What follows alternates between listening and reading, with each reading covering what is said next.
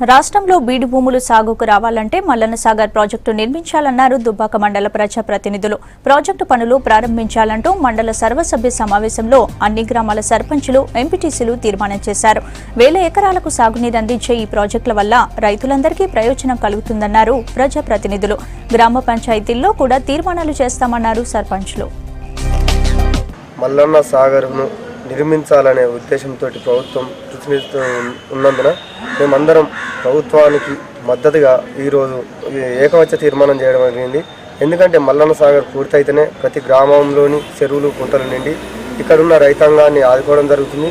Mallanna Sagar project నిర్మిస్తే ఇక్కడ ప్రజలు సుఖ సంతోషాలతోటి పంటలు వండి అందరూ మంచిగా ఉంటారని చెప్పి ఈరోజు మండల సర్వసభ్య సమావేశంలో ఏకగ్రీయంగా సభ్యులందరము తీర్మానం చేయడం జరిగింది. మల్లన్న సాగర్ ప్రాజెక్టుపై ప్రతిపక్షాలు అనవసర రాద్ధాంతం చేస్తున్నాయి. ముంపు గ్రామాల ప్రజలను అనవసరంగా రెచ్చగొడుతున్నాయి. అయితే గత ప్రభుత్వాలు ఏనాడు రైతుల గురించి పట్టించుకున్న పాపాన పోలేదు.